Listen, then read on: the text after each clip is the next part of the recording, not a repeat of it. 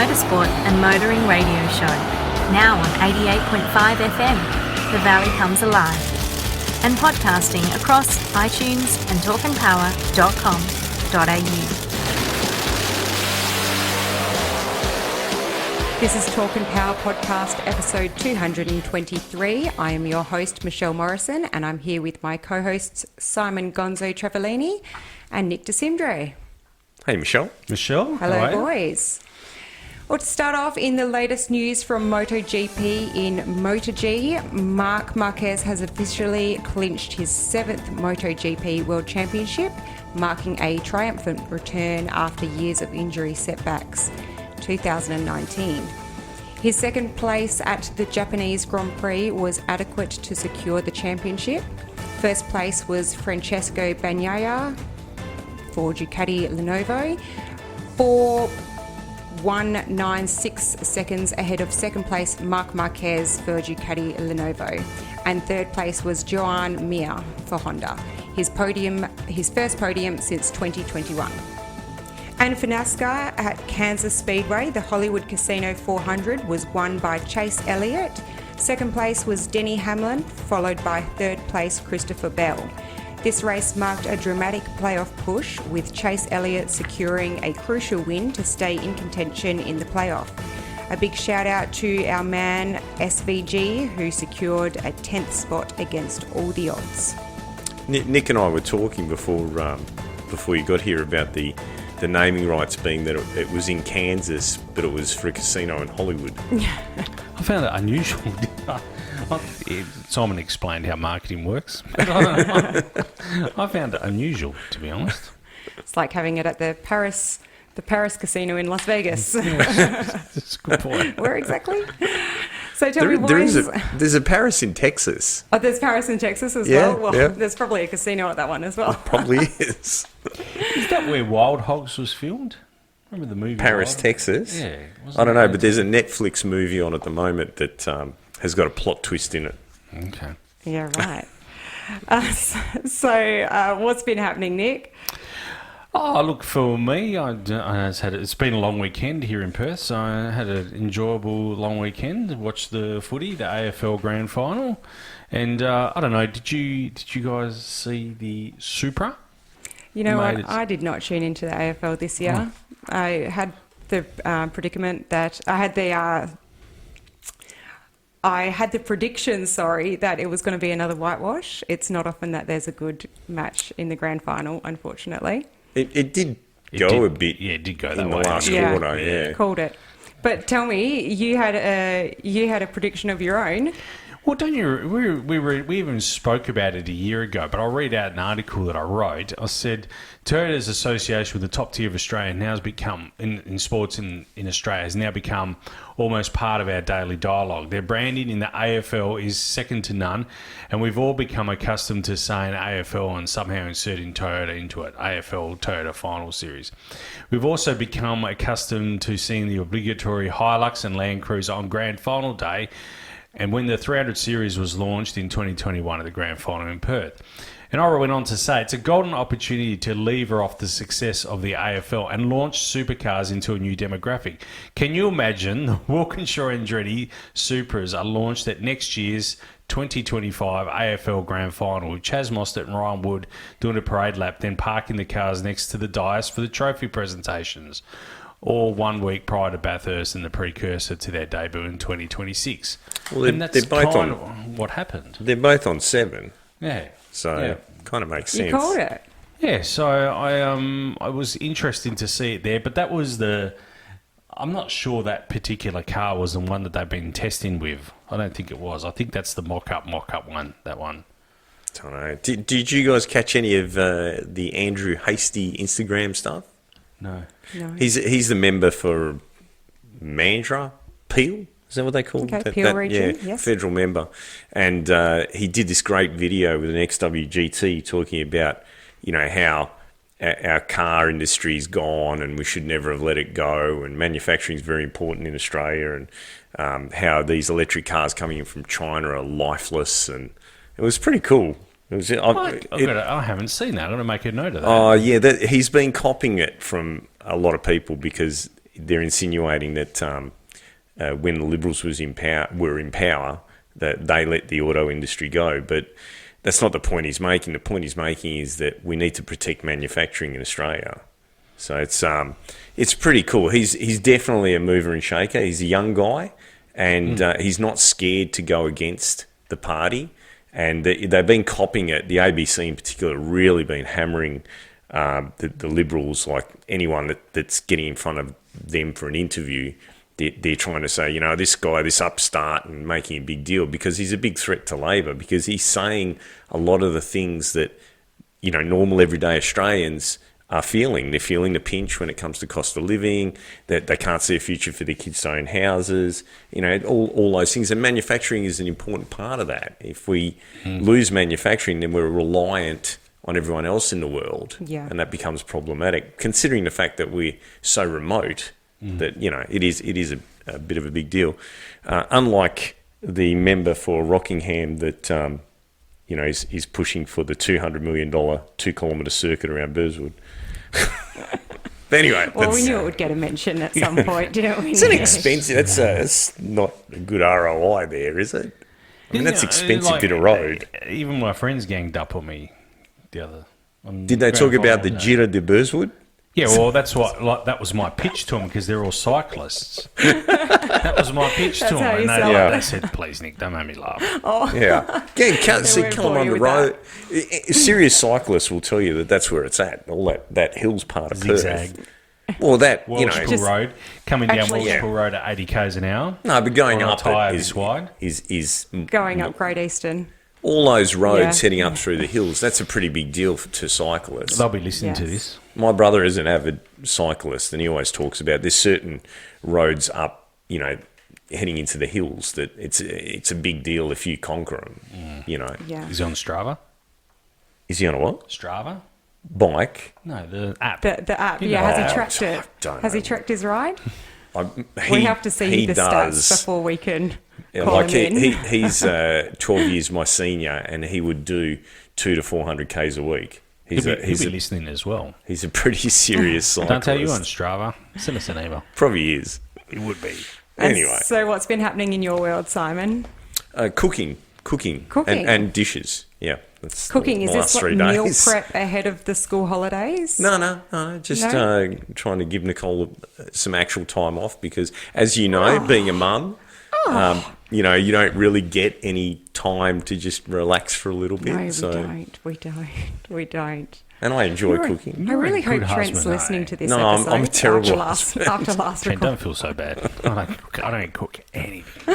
Oh, don't say that now. I've got Does Trent cook? Does he? He does. Oh, yeah, he does. Good idea, Trent. He's been pretty busy lately, and he hasn't been, but he's done the last 2 nights.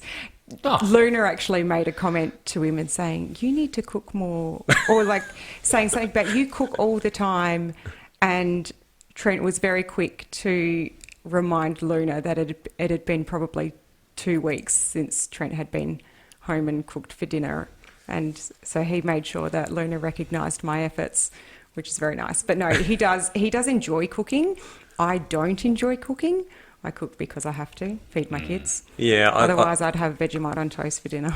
I think Nicole feels the same way, but I actually enjoy it too. And there is a certain reward when your kids are really happy with what you've cooked for them. So we had ham and cheese croissants this morning, and they were pretty stoked. Nicole was pretty stoked too. Did you get them fresh from the bakery? From the IGA? I got them fresh from Woolies as they were thawing out. Have you noticed that? I don't know about the wool. Well, actually, you go to the Alexander. Yeah. When you go to get them, they're still frozen. I found that with the hot cross buns before. But no, some of the IGAs in our area have fresh croissants. It's great. It's funny when they have labelled on them, delivered fresh. Yeah. You're like, from the freezer. It's frozen. Yeah, when? Exactly. Anyway. Well, let's get into the NHRA. We've got 2 events to cover since our last episode.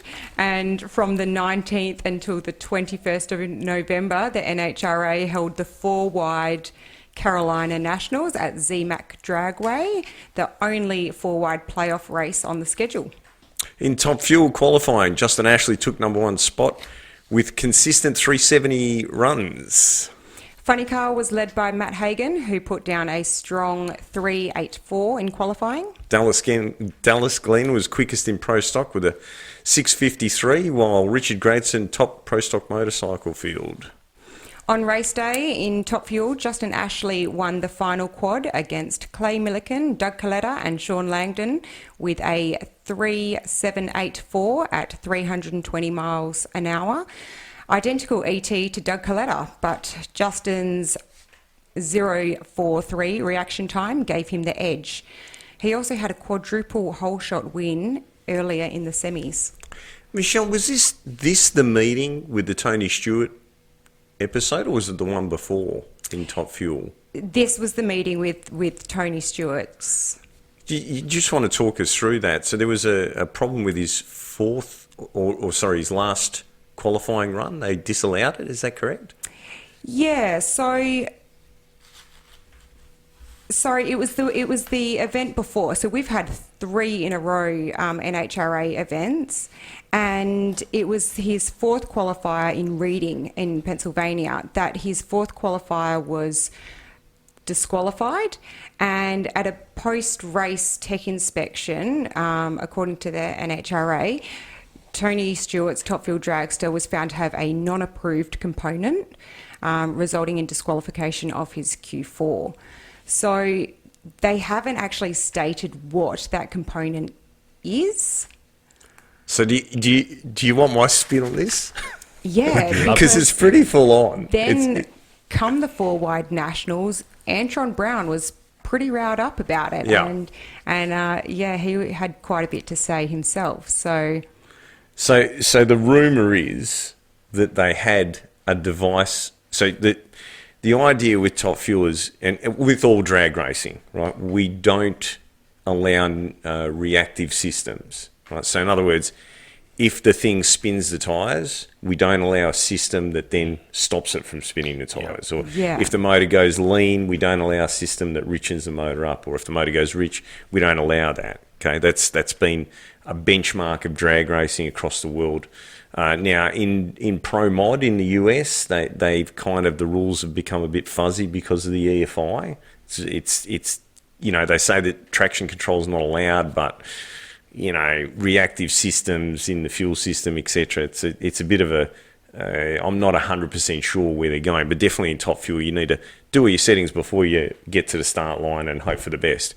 So the rumour is that he had something on there that, and this is speculative, so this is not being proven, right, that was monitoring the tyre temperature, and based on the tyre temperature was adjusting the clutch. Okay. Right, okay. Now, I don't know how a system like that would work, but they have this thing now that's called an all valve, and the all valve, it kind of, as the name suggests, does everything, but it is still, controlled hydraulically or pneumatically, some sort of method like that. But there is a rumour that there was something to do with the tyre temperature, which is crazy.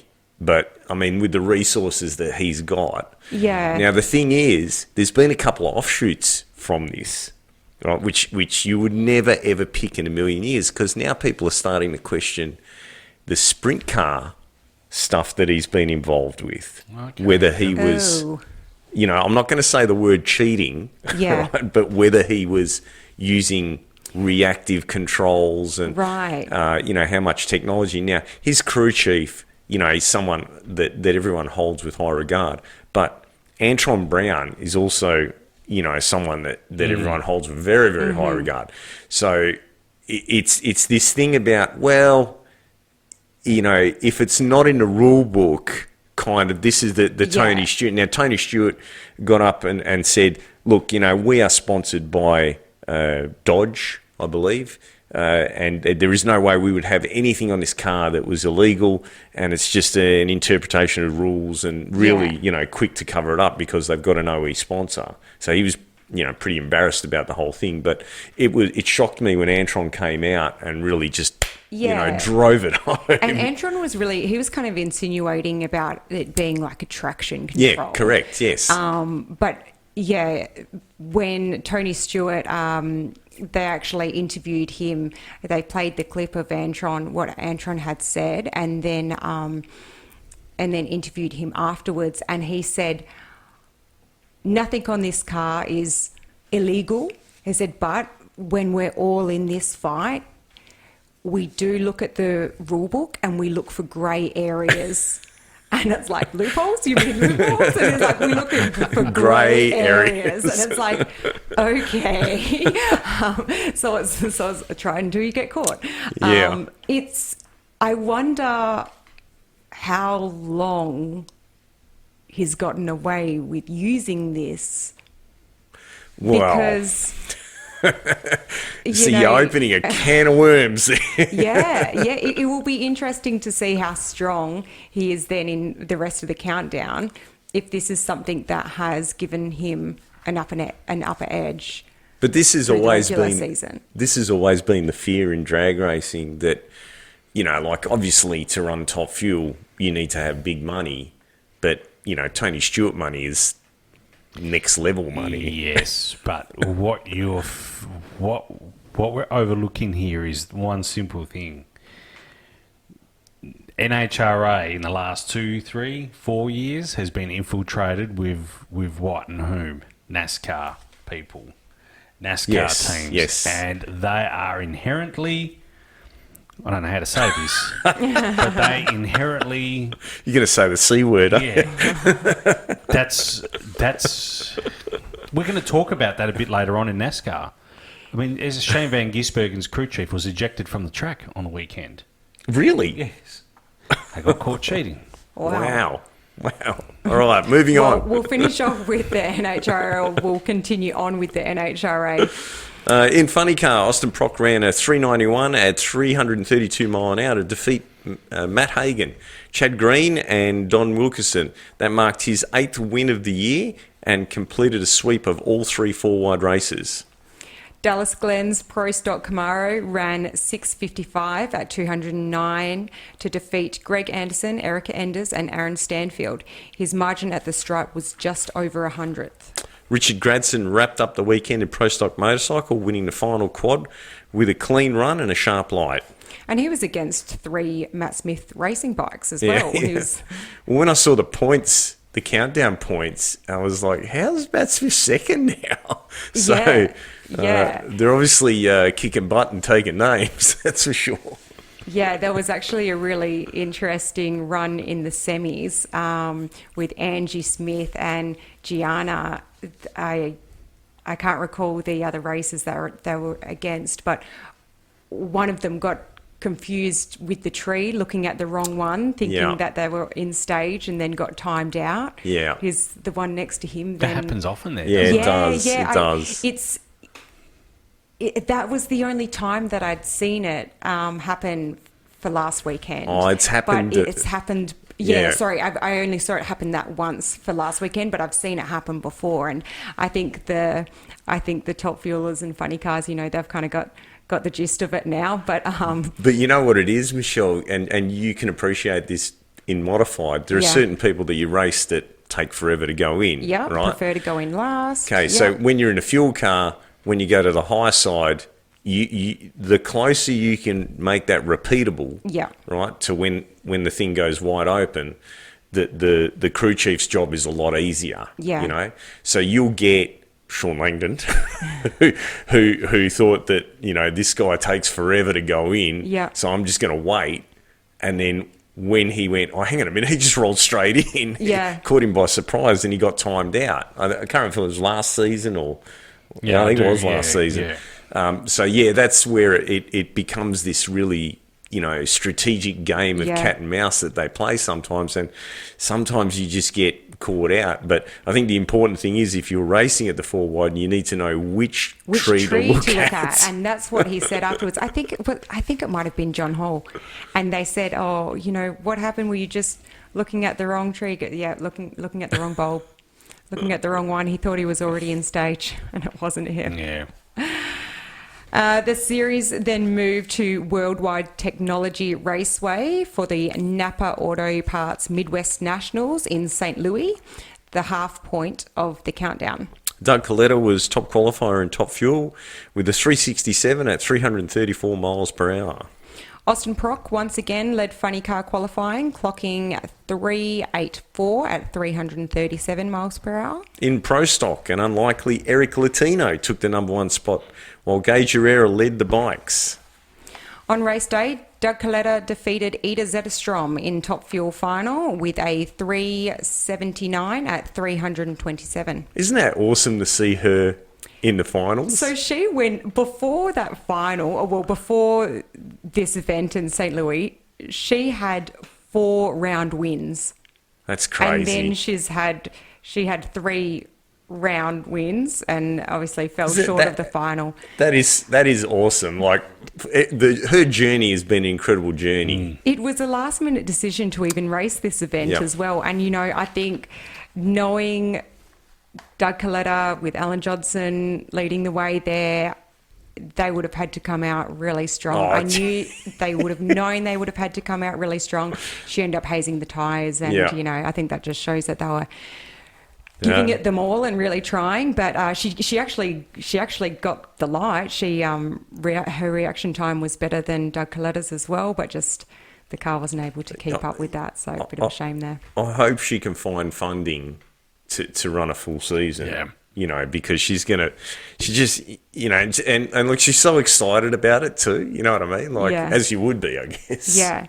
I do love seeing the friendship between her and Alexis de Jura on social media. They post a lot, and that seems like a really nice friendship that's going on there. So, yeah, we'll have to see how things continue on for her next season and whether she can get a full season as well, because she hasn't, as much as we knew that she wasn't going to be contending for the whole series, and even with the regular season before starting the countdown, she really didn't do as many as I thought. Yeah. But, but it's expensive. It's expensive, but she's part of a big team, so...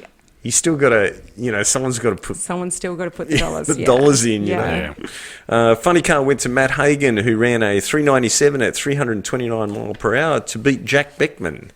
Pro Stock saw Greg Anderson edge Matt Hartford with a 653 to a 654 with a margin of just 0.02 at the line. Gage Herrera completed the weekend, winning Pro Stock motorcycle with a strong 674 pass.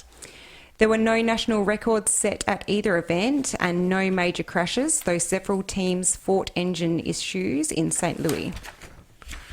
Alrighty, next up is the Texas NHRA Fall Nationals and at the Texas Motorplex, part of the Stampede of Speed, the 4th of 6 countdown events.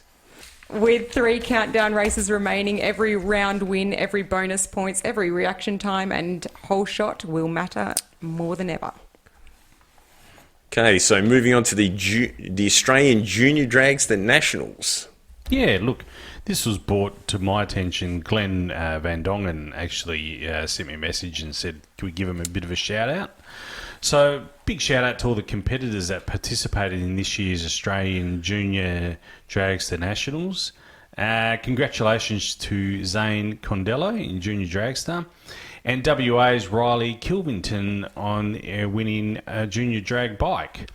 Also, congratulations to runners-up Luca Lamattina, that's Phil's boy, and Cooper Plummer on a fantastic effort in all the races on another great day at the racetrack. No less than 41 JDs. That's incredible, isn't it? And 7 junior bikes entered the event at the Sunset Strip in Victoria. Glenn was over there with Demi. Yeah, Demi. So they were part of 9 that travelled over. Actually. And they actually had some T-shirts made, which maybe we can find a link for purchasing and post in our show notes and on our website. They had a T-shirt made with all the WA contenders for that event as well, which looks really cool. Probably should have tried to help him sell those before the event. Glenn messaged me the day after we recorded last, and I said, Glenn, we just one day 12 off. Hours late. And did you see that Zane Condello, he top qualified with 9 10,000ths over his index? Yeah, I know, it's crazy. 9 10,000ths. I actually disclaimer, I actually had to Google how to pronounce that because it is 0.0009. So that's that Trent, is did really you fine. hear that, Trent? I didn't know something. Michelle wants her dial-ins like that now. Oh, pressure on. Look, if I start pushing him on those kind of dial-ins, he'll push me harder on my reaction time. So 0009. yeah, if he wants a four decimal point, I'm going to need to have a 4 decimal point reaction time. God, that's like that much rollout. It's like, That's not a you see the light. That's a you sneeze and just before it goes off. Right, we're gonna cover the NDRC calendar, guys. NDRC calendar. Exciting news this week with the NDRC releasing their 2006 calendar for season 3.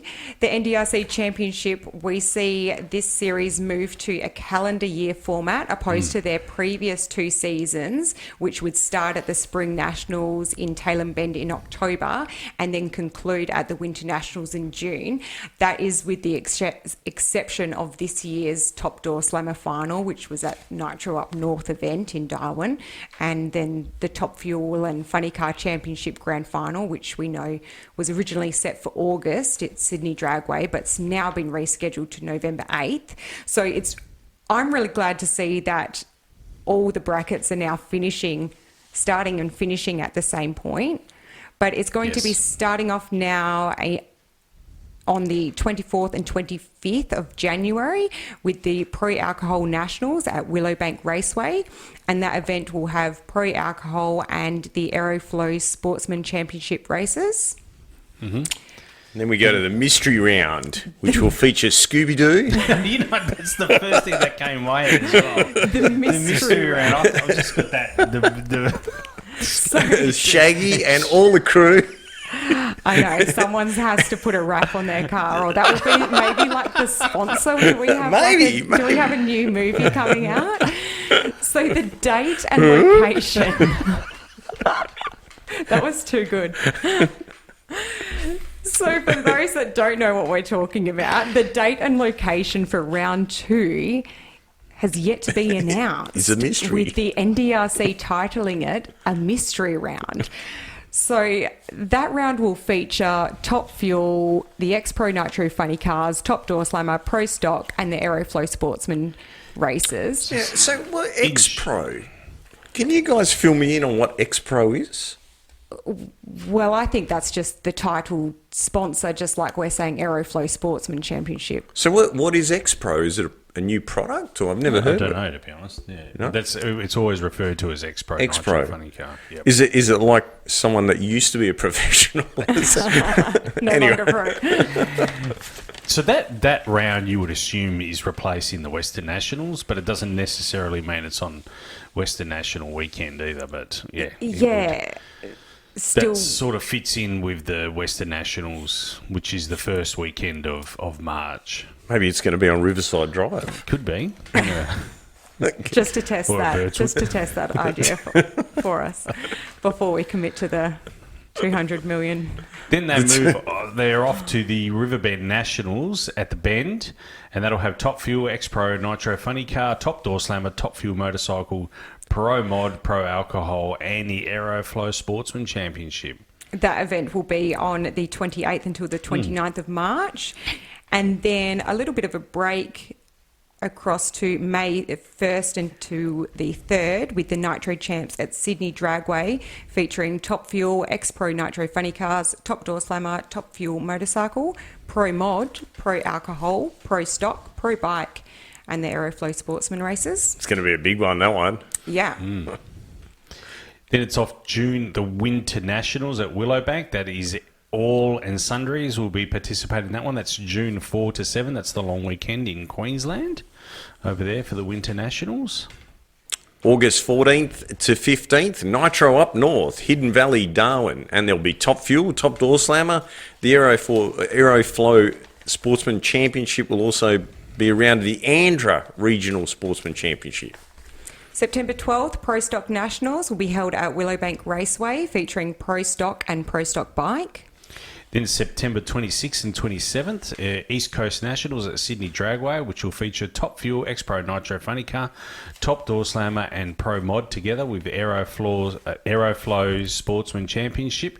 I've got an asterisk next to that one. I can't confirm this yet, but that could conflict with the AFL Grand Final. Yeah. Really? Yeah. Wow.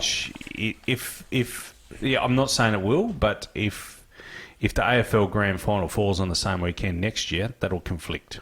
That might mean cheap flights for us, though. If we're going Perth to Sydney, all of the price hikes will be to Melbourne. Melbourne, yeah. Yeah. And no one in Sydney watches the AFL anyway. No, I was thinking the same thing. That's a very good point. They wouldn't have even They're realised. fixated on Nathan Scheduling in. Cleary and all those guys up I was there. like, anyone got anything in their calendar for the end of September? No.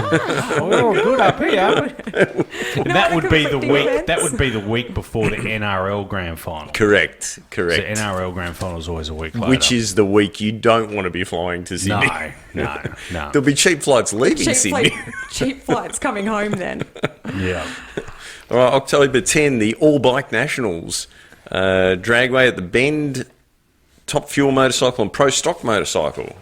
And October 22nd until the 25th, the Spring Nationals Grand Final at Dragway at the Bend, and that will be the final event for all classes. All happening at the Bend. Yeah, lots happening at the Bend. Nick, Yes. whoop, NASCAR. tell us about NASCAR. Yeah, so the NASCAR, the Kansas race, the Hollywood Casino 400, was run and won overnight at the Kansas Speedway. I haven't seen a finish like that for quite some time. Chase Elliott, so there was 2 overtimes. So an overtime is another, so when there's a yellow flag or a caution on the last lap, they go to overtime, so they add another 2 laps. They went to overtime twice. There was obviously no enterprise bargaining agreement there at NASCAR. No. About overtime. No. They get the overtime. No one gets paid any extra. So it was an amazing win from Chase Elliott. All jokes aside, they said he was running 8th on the restart. I reckon he was 10th because I couldn't see. He was like a fair way down. In 2 laps, he went from 10th to and actually won. It was just wild watching these cars, the top 10. Did he have the matched set of tyres, Nick? Is that what They were in and out. So Kansas all day, they were running 3 lanes, high, the one in the middle, and then one down low. And like they were at the end, the last 2 laps, they were all just swapping lanes, all top 10 cars. And he came out of nowhere, so much so that the commentators didn't even realise that where he had come from. So Chase Elliott, it was an amazing win, I must say.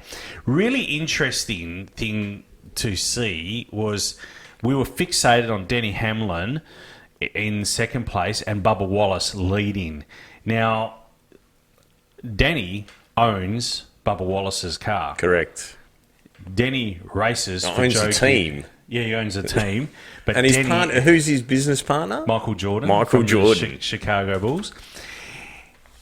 Denny races for Joe Gibbs Racing. He's running in second. In the end, Denny actually made a mistake and pushed them both up high, and that's how Chase Elliott got around him, was because Denny stuffed up and took his own car out and his car out as well. Because there was a lot of debate during that reality TV series that they ran about what would happen, being that he races for Joe Gibbs and he owns the team that Bubba Wallace drives. What would happen if they get in this situation? Yeah. You know, would he do the right thing by Joe Gibbs or do the right thing by Bubba Wallace? Yeah. Seems like he did the right thing by Chase Elliott. So what they were really disappointed, those Safe guys. move. Good point. Good Safe. point. Well, Bubba Wallace was pretty upset, and they were really upset by the fact that they had 2 Toyota Camrys leading the race, and they handed it to a Camaro. That's what they're really upset about, and a Hendrick car of all Camaros. So yeah, it was. Hendrick had a good weekend. He did have a good weekend. So big crash. It was at the race as well as Zane Smith. Really strange crash. So the car went up on the wall and slid along the wall on its side and then barrel rolled back down again. He was okay. And look, it was an amazing finish by Shane Van Gisbergen. And I have to be honest with you, he finished 10th and he had the weekend from hell, really, to start off with. So they had unapproved adjustments before practice that they were caught. So I read that in the notes, and you Yep. mentioned it earlier that the crew chief, Stephen Doran, was evicted Yeah. from the track.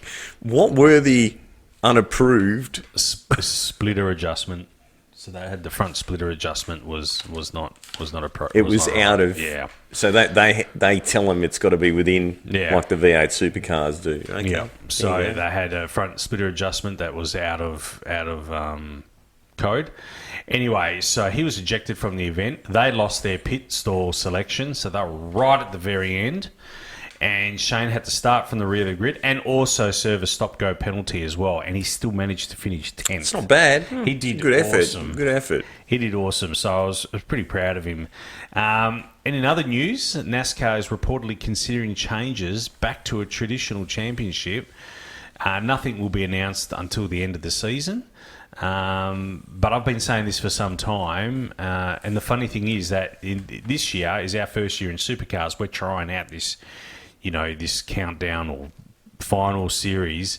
I'm a firm believer it just doesn't work. And Look, in the V8 supercars, my opinion is that they're contracted. They have to be at every race. They have a franchise, Yep. right? The reason that they brought it in with the NHRA was because if you've got no chance of winning the season, those last 3 or 4 races, you're probably not going to show up, especially with how much it costs to run a fuel car or a fuel funny car. Whereas with the V8s, you have to be there or else you get penalised, and it's a hefty fine. It is a no mucking around sort of fine. So I don't know that it's really... I mean, maybe it will make it more exciting towards the end, bring the points together. But it's interesting that NASCAR is going to go away from it. That's very, very interesting. Well, look, I'll give you this example, and it's even been...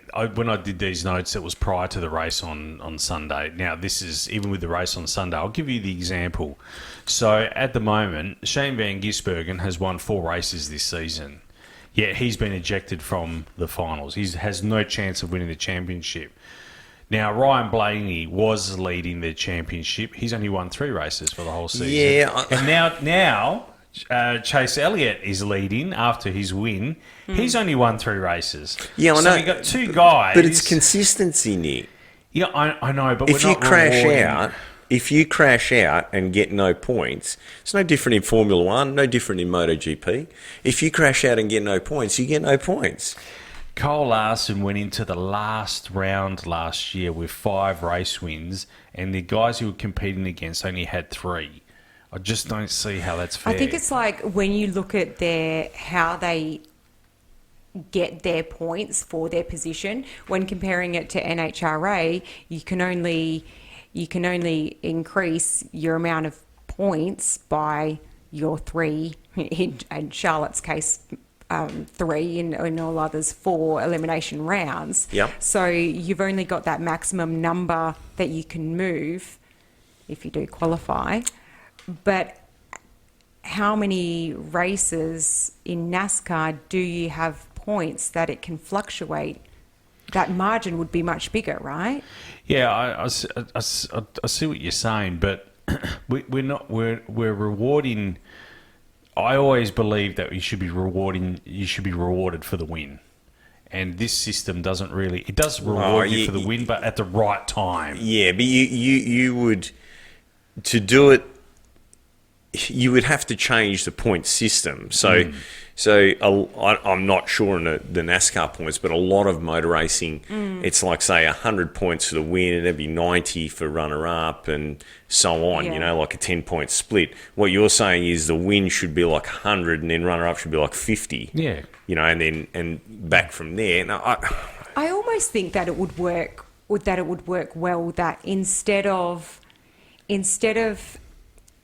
you know how with our NHRA countdown it resets, but what's the margin there? There's like 10 points. 10 points, but then 20 points between first and second.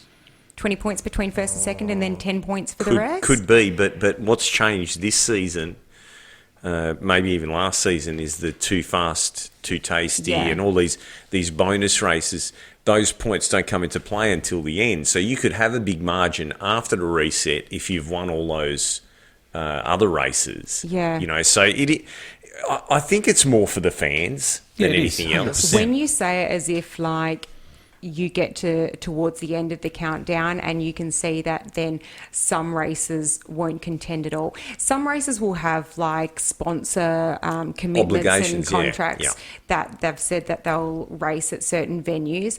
But, you know, bringing it across to Australia, we had Russell Taylor not contend at the Nitro up north in Darwin because he already had secured the championship. And you wonder how many others decided not to travel for that event because they weren't close for finishing. Yeah. If Yeah. they hadn't made any. You know what's funny about that, Michelle? Like back when I used to crew for Murray, Lindsay Murray, and you know those types of guys. Yeah. They would go to events like that if the big names, you know, had already wrapped up the championship Yeah. and weren't going because they had a better chance of winning. Yeah. You know what I mean? There was- Yeah, well, Yeah, that's a good point. So yeah, it's different here.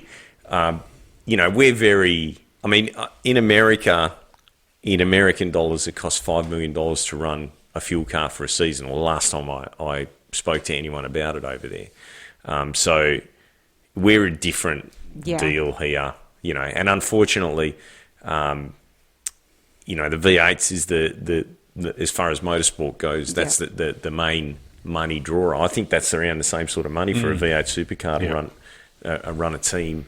Probably more now, but it used to be around 5 million as well. but you Yeah. know, we're still seeing like for Ida and for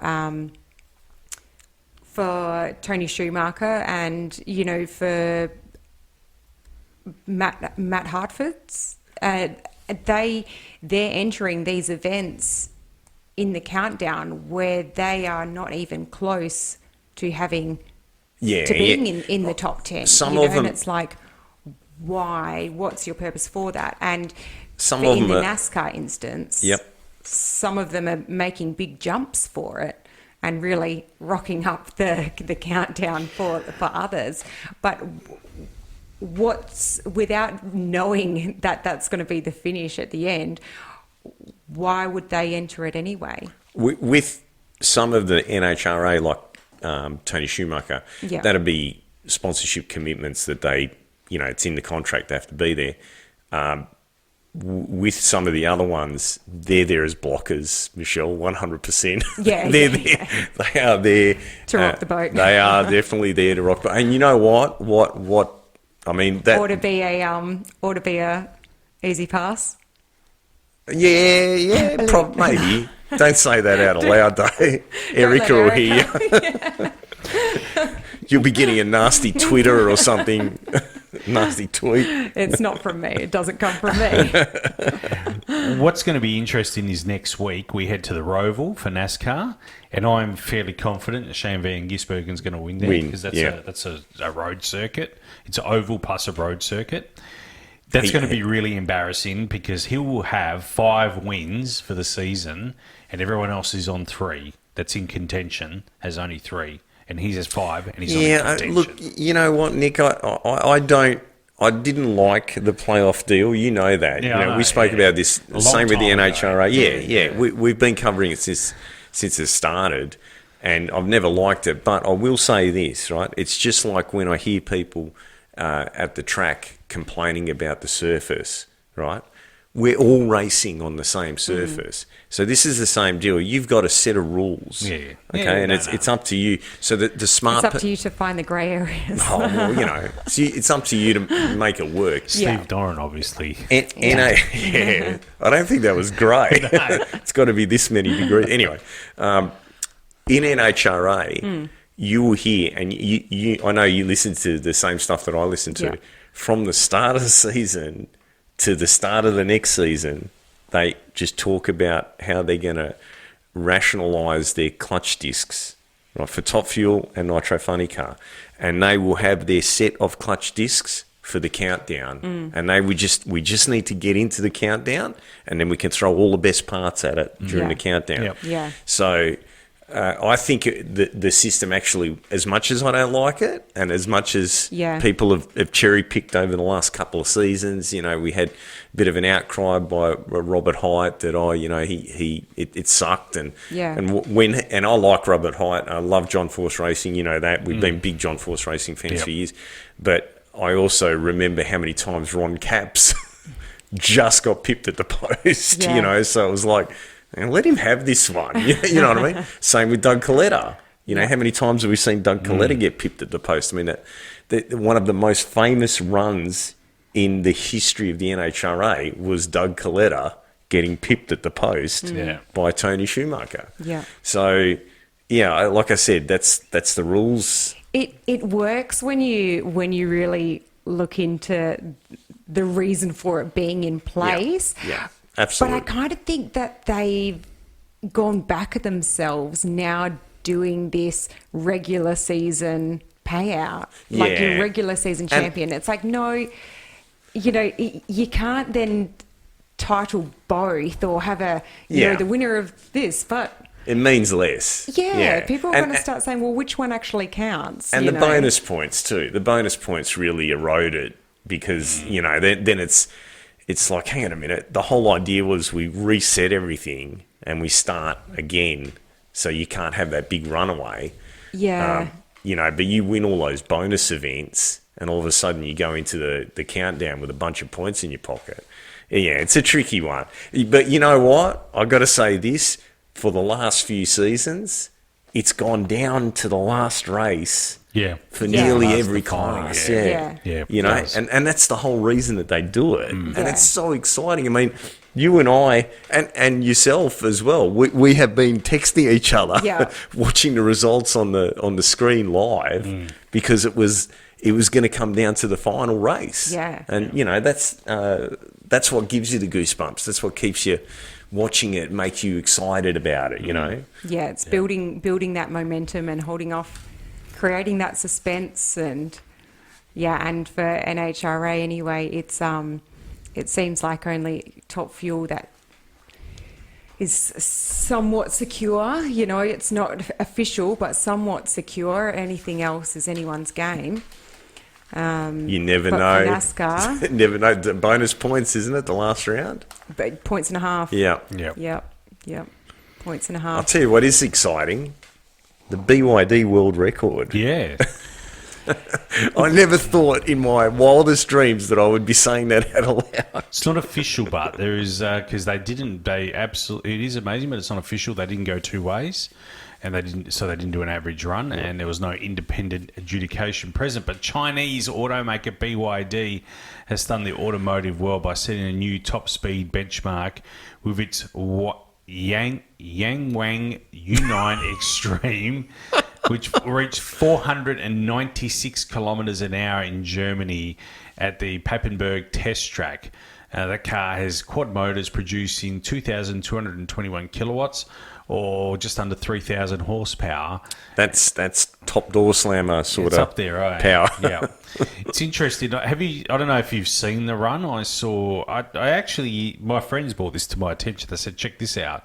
And I don't know. He buttoned off when it got to 496. I don't know why he buttoned off. Like it felt like he could have gone for 500, but he buttoned off at 496. It looks kind of familiar. Looks that like car. a McLaren. It does look like a McLaren. Exactly like a McLaren. Do you think it's a 3D printed McLaren with electric motors? Yeah. But anyway, I thought that was worth talking about. Interesting that it's BYD. Nick, how far did it go before the batteries ran out? Oh, I think that was maybe that's why he buttoned off. Yeah, that's why I buttoned off. They were going to overheat. The extension lead ran unplugged. That's some serious current draw, isn't it? So get into that sort of speed. But I thought that was interesting. And parent company of Fram, Ray Bestos and Autolite files for bankruptcy. Interesting one. I come across this one just happened over the weekend. So their parent company, First Brands Group, has filed under Chapter 11 for bankruptcy. So for bankruptcy protection, $6 billion roughly in debt. With over $4 billion in off-balance sheet liabilities. So no restructuring plan as of yet. Actually, that's not true as of today. The ad hoc group have been. I just did a bit more research into this, but That's their name. that is their. I had to check that. I said that can't be right. Ad hoc. So the ad hoc group has stepped in and has managed to secure today $1.1 billion to fulfill immediate outstandings, salaries, and customer orders as we speak. So this is interesting for a few reasons.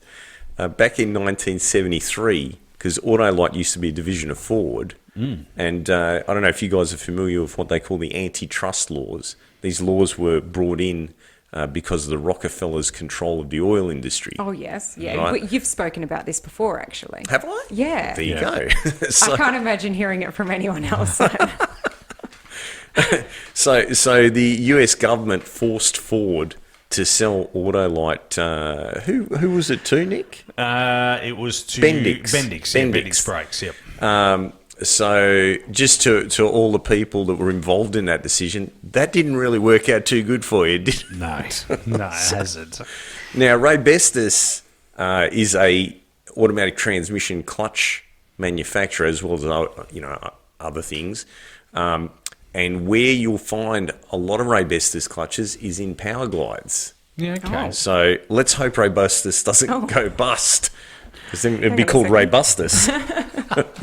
The only reason they're just three of their companies that they fall under their umbrella, I put those three in there because they're brands that I associate with NHRA. Yeah, Fran, Fran 100. was a big Yeah, one. Fran, was a even big one, Ray sponsoring Bestos. Spencer Massey with Don Schumacher. Yeah, and Autolite, we you and I associate that with Le Mans GT40, Yeah. because Autolite was one of the main sponsors, but it was part of Ford back then. Yep.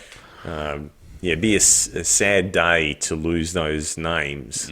So it'd be interesting to see if Ad Hoc Group can. That is their name. I had to check that out, but that is their name. If they can get them out of trouble. And Ford Ranger Super Duty pricing for Australia has been released. Yes, has Michelle. Now that I have a Ranger, I'm a big Ranger advocate. And the Super Duty is coming out next year.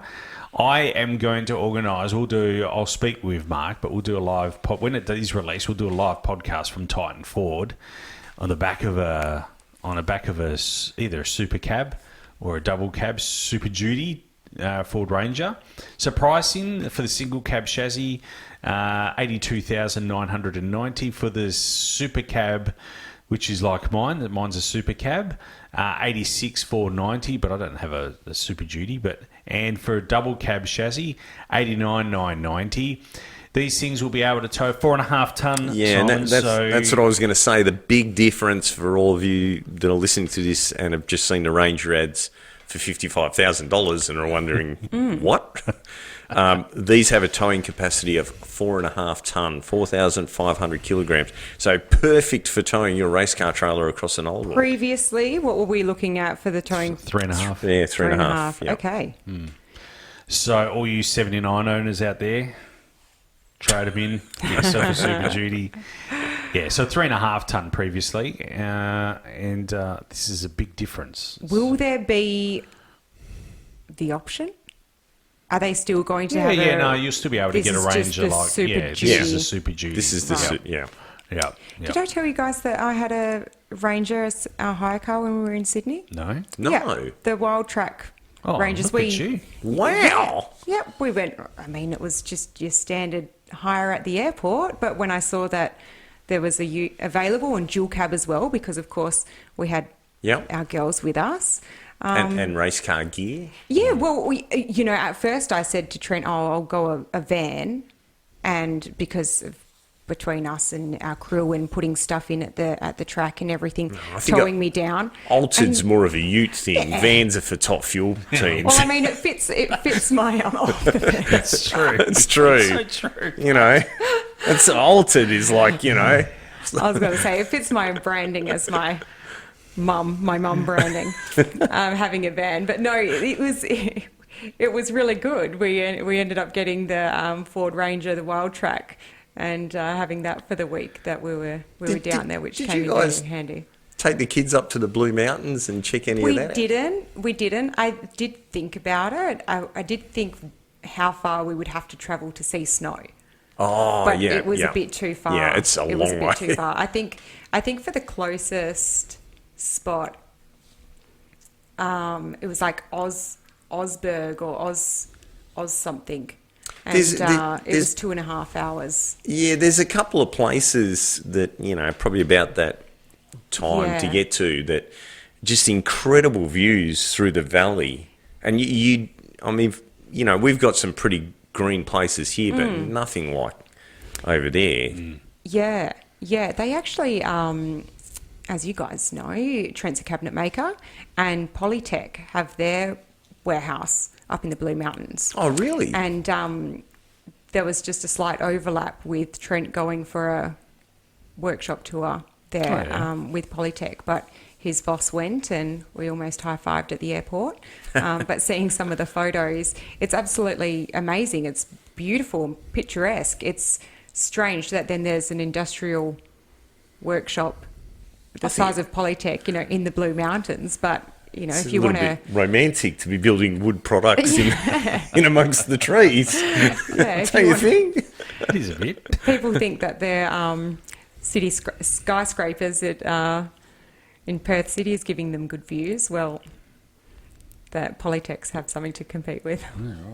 You know, I've never been to the Blue Mountains. Oh, it's I've incredible. never been to the Blue Mountains. I've been to Perisher, which is New South Wales. So then I looked how far, but that's like an 8 hour. It's actually just so close to the border of Victoria. Yeah. I thought that might have been the spot to go. It's not often that we're travelling in winter time. I mean, it's not often that we're travelling with the girls. But Yep. yeah, I thought we might be able to sneak in a bit of to see the snow while we're there for the week between, but not this time. But the Ranger drove well. Excellent. A lot of beautiful, electronics on yeah, there. there are. There's a heap on. Once even you get the online. hang of them, it took me a while to work out how to open the tray. It was one of those Oh yeah. automatic trays where you press a button to open. Did you guys catch that they're seeking input, the road traffic branch or something about laws pertaining to kids getting their license? Yes. Yeah. Linda told me about this last night. Actually, yes. So anyone listening to this, if Yep. it's one of the government websites. I don't know exactly which one it is, but you can go there and fill out a bit of a questionnaire and put your own input in because they're concerned about the road toll. I think it's a bit of a sort of gaslighting to just say that the road toll is just young kids, P-platers in particular. I think that's just because we've had a couple of accidents and there's been a couple of fatalities. There has been a lot of, like, the fatality rate is the highest it's ever been, and I believe that it's the highest per capita that it's ever been. Now, I've got my theory, right? Part of what you just said about that's the reason I brought it up, about the electronics on the cars, going back to like our era where you just pushed a button and there was a knob you turned. That was about all the controls you had on the... You know, my youngest son doesn't know how to start a car with a key. No! So he always moves Linda's car, and that's keyless start, right, button. So Nicholas got him to move his Commodore the other day, and that's a key. And he goes, What do I do with this? do I do? No. And Anyway. then he didn't know the concept of put the key in and then then release the key once the car starts.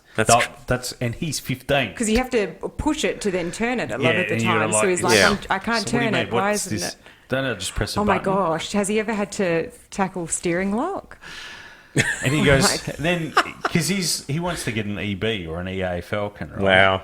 He drove, That's still got the push button, right? He drove Nicholas's car, which is a VE. He goes, you know what? This car's Too old. The steering's heavy. It's like too all stiff. And I was like, it's. Anyway, I said, mate, you think that EB's going to be better? Well, I can't wait for you to get your XW going again. He drives that. So, yeah, like I said, I think there's a bit of gaslighting to say that it's just the P-platers. And in my opinion, I was lucky enough to tour with the... it was called Roadshow, and it used to go That's to... Right. You would have gone through it. I went through it. I'm not sure whether it was around when... Yeah, it might have been around when you went to school. We did have like a learner's driving program introduced. But did you get school. Like a big truck trailer come to your school that opened up like 3 times its size? No. And there was all these games in it. So that was called Roadshow.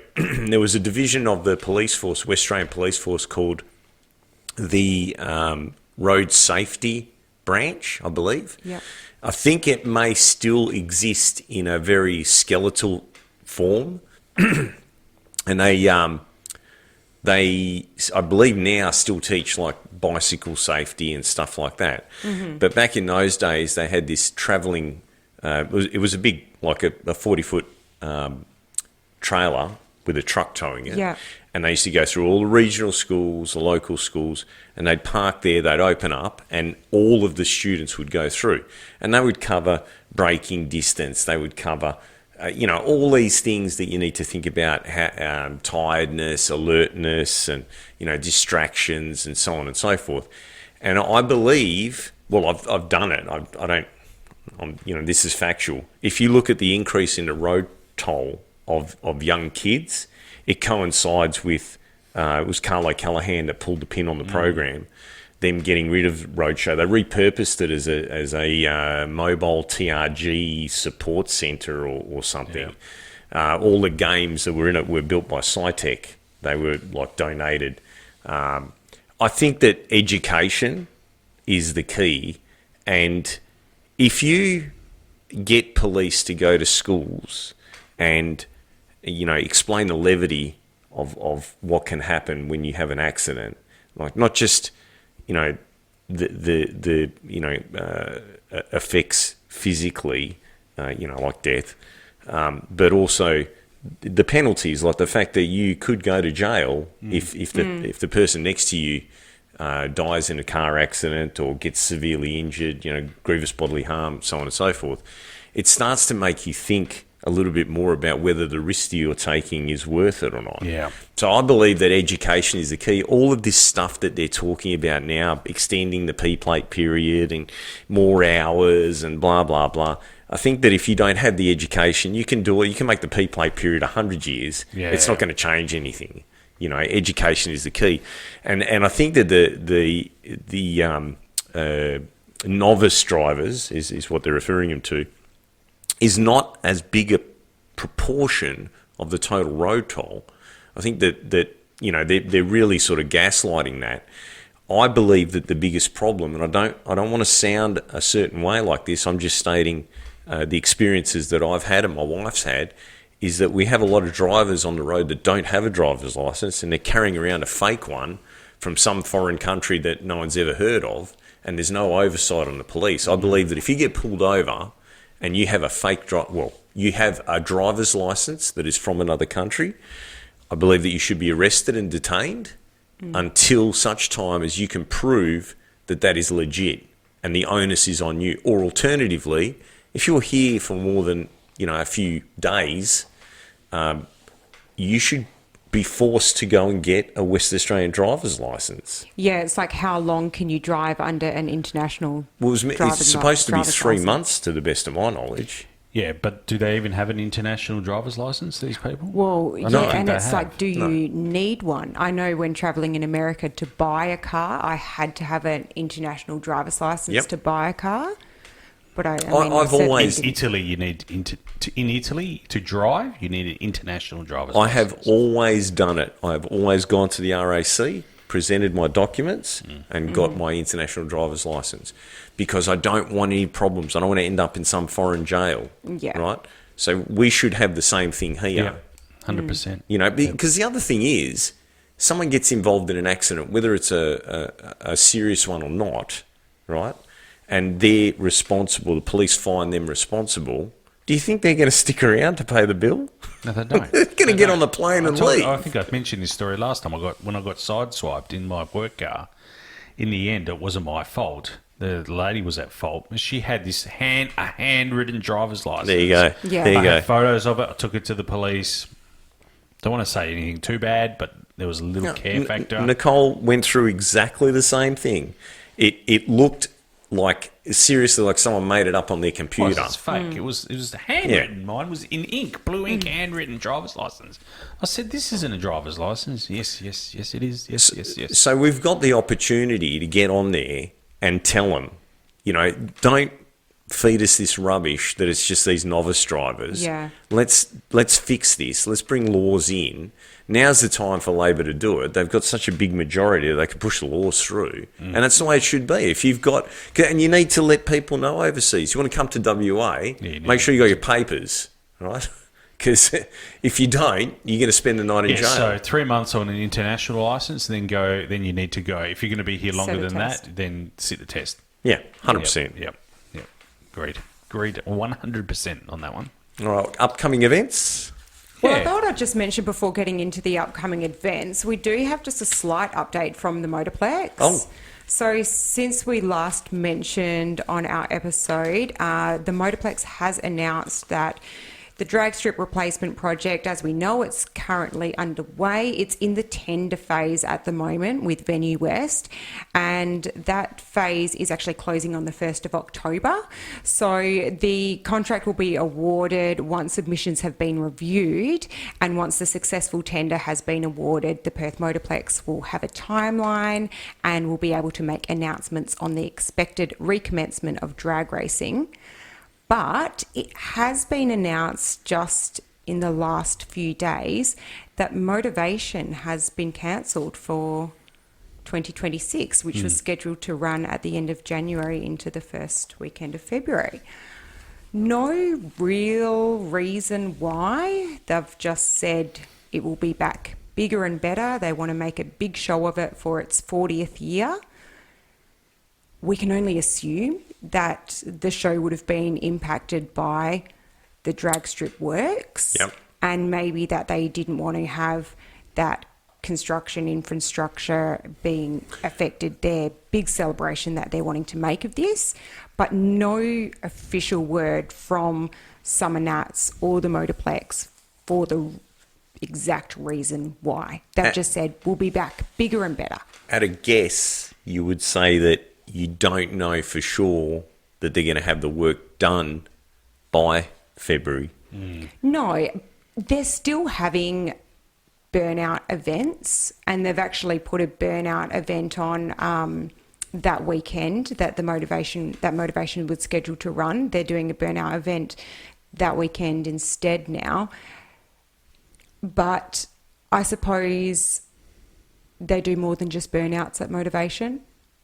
And the burnouts, like the way you would do it, let's say you got 10 cars that have got a skid for that set, they all drive through the pad, wait at the other end, come out one at a time, and then park once they've done their skid. Yeah. So it's still, you don't need the drag strip part, but Yeah. for Motivation, you need it for the Super Cruise, you need it for the, the... Go to woe. all the events. Slalom. So I guess by November, you think we'll have a timeline? Yeah, well, I guess it depends on how many submissions are in that they need to review. Yeah, okay. I suppose, it's once they review the submissions. I mean, at least it's happening. It's happening. It wasn't that long ago happening. that we didn't really know. The money that had been allocated was not going to resurface the track anymore. It was going to build speedway club rooms, a go-kart track, and an off-road racing track. So Well, I'm not sure that's if still that's happening. That's That's still a happening. separate. Yeah, that was a separate That promise. but that money was promised prior to the state election It was, yeah. for you're the correct. resurfacing. The $11 million, Roger Cook stood up at the Motorplex and said, I pledge $11 million to resurface this drag strip. I thought we actually read over an episode that it was for the outlaw kart track. After the election, there was a second press conference, and they said, yeah, we've decided we're going to build this, go-kart track, the Speedway club rooms, and an off-road racing track. The lighting was something else that they were pledging the money for. So it looks like they've obviously found other funding, probably through Venues West. And, well, that's positive. It's a step in the right direction. But, I mean, honestly, we have all refrained from the elephant in the room. Yeah. It's pretty obvious we're not going to have a 25-26 drag racing season. No. Yeah. It's pretty hard. It's pretty hard to hold back our thoughts and our predictions of it all. But I think, this is a huge project that they're doing. We've seen other tracks, Sydney, Willowbank, Tailem itself, have this process being done, and it's no secret. There was Cuppa and Cruising event just a weekend before the one just passed. Physical work hasn't started yet. No. As much as there's paper and planning behind the scenes, but physical work has not started yet. For the originally announced date as January or beginning of 2026, there's too many things aligning now that it's hard not to have our confirmation. You don't know. If the season would finish when it usually does, which is second weekend of April. Yeah, but look, it's a positive step forward.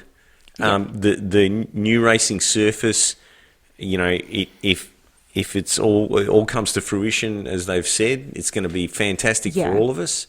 So let's just keep it together. I think in the meantime, for people like yourself that have sponsors, it's a great opportunity to go and do car shows, to get out there and have your car on display at stuff that we wouldn't normally have time to do. Absolutely. And really make the most of it and really build that connection between, the race team and the sponsor. And bring that to a new level. Because I think that for the last probably, in my opinion, because I've been involved in it for so many years, probably the last 15 to 20 years, that's really deteriorated somewhat compared to the Ravenswood days.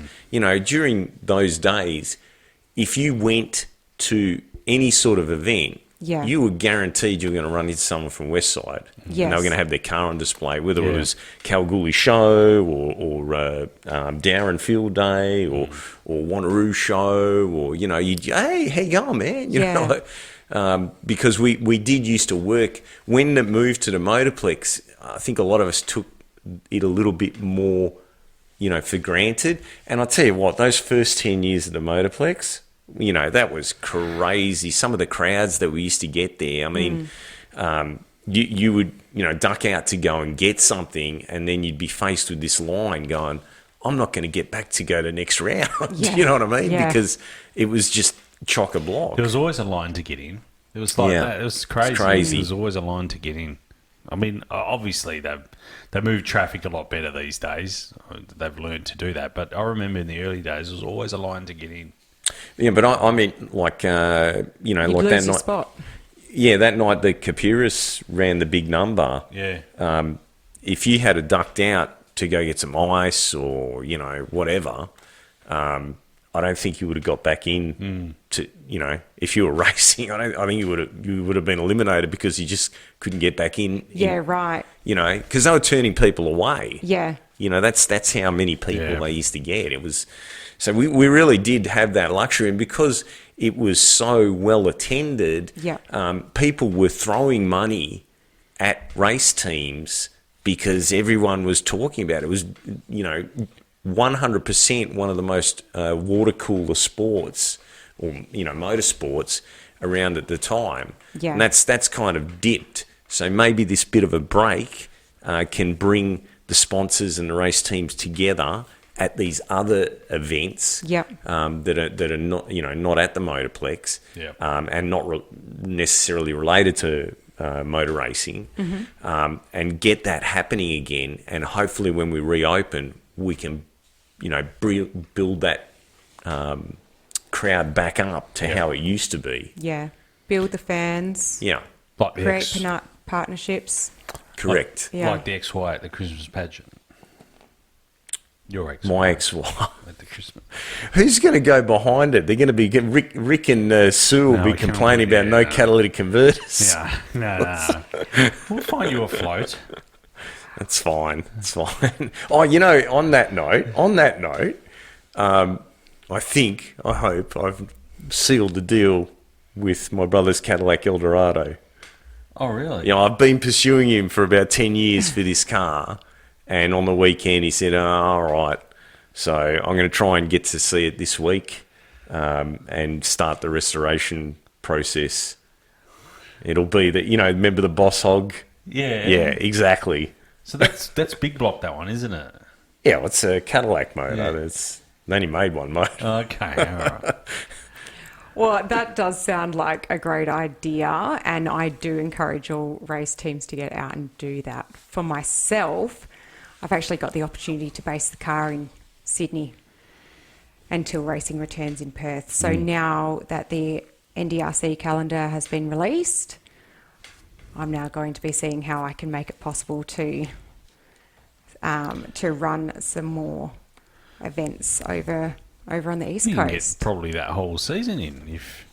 Yes, it's the airfares. that Yeah, are yes, coming up. it's the airfares, and our airfares in comparing against what we paid to Sydney in August to what we are paying to return in November. You need We to. are not bringing our two girls. Which I have to tell them before I let them listen to this episode, because we haven't told it to them. Oh them my yet. God, you better I just better thought, edit that. Wait. Make sure I don't So replay it to them tomorrow. you should have some sponsor raffles and stuff like that to try and raise the money. Yes, it's been,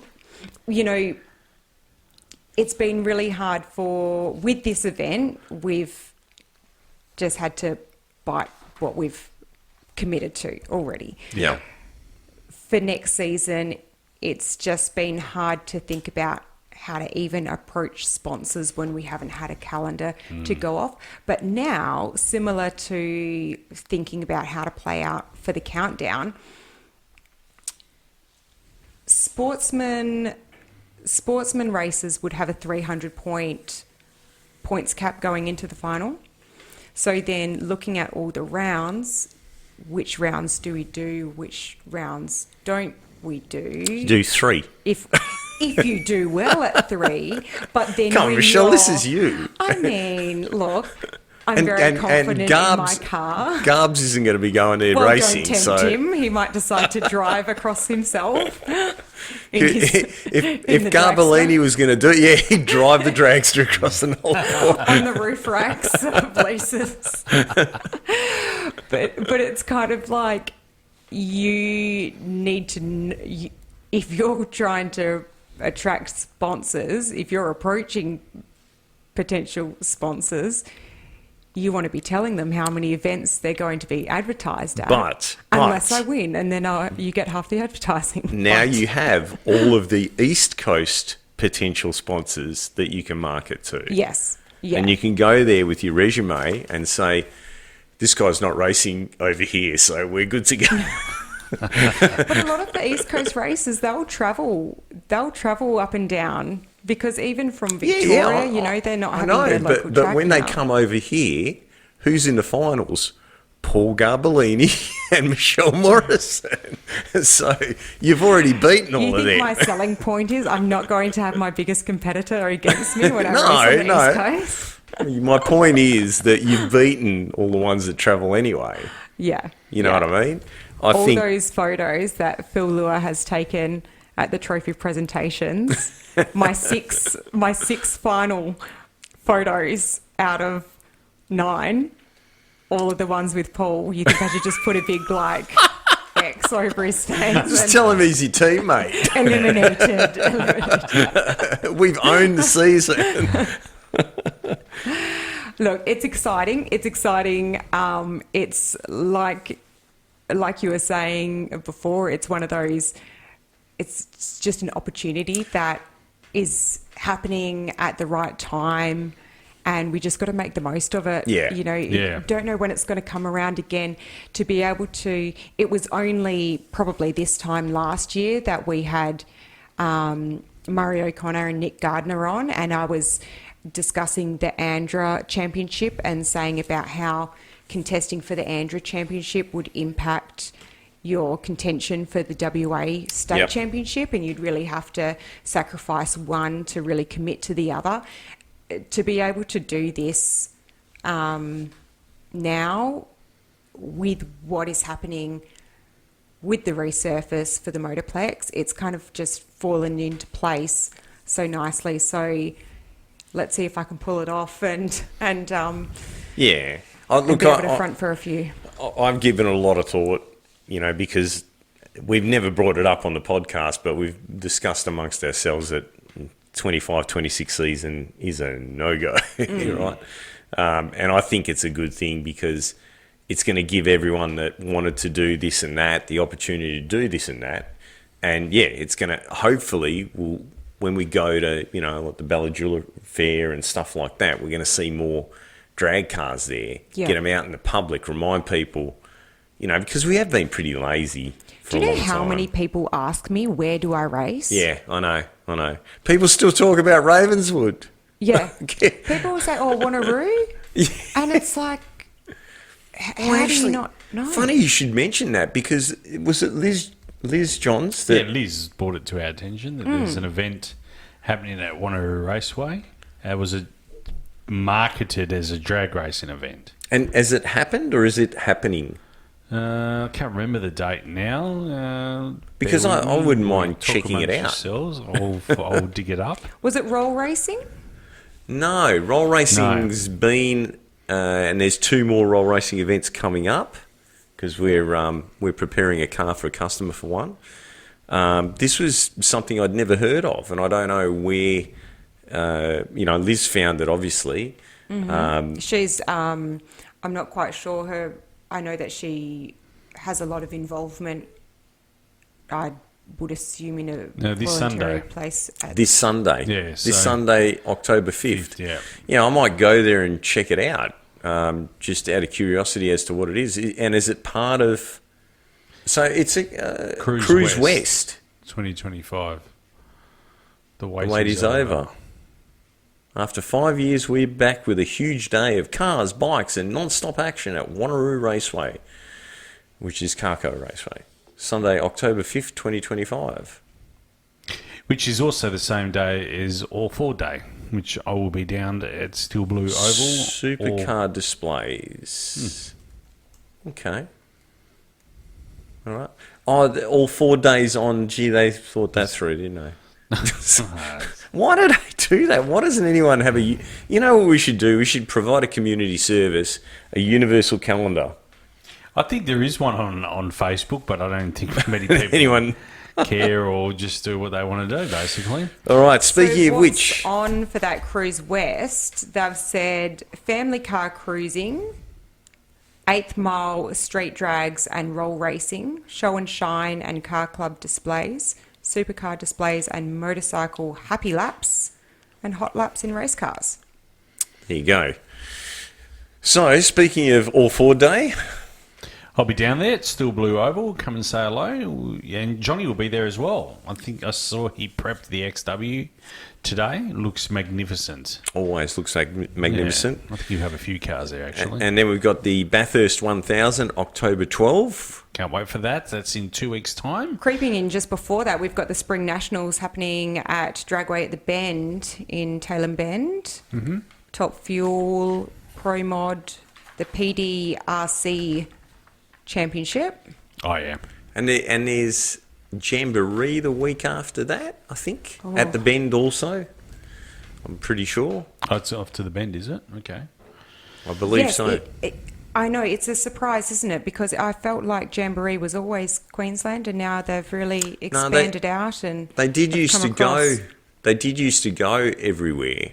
Oh, They came to Perth once, maybe right. more than once. Did they? Yeah, yep. But for recent years it's been there. But I believe it's going to be on the move again. And you've had some clients coming up preparing for that event, Simon. for Jambo. Jamboree.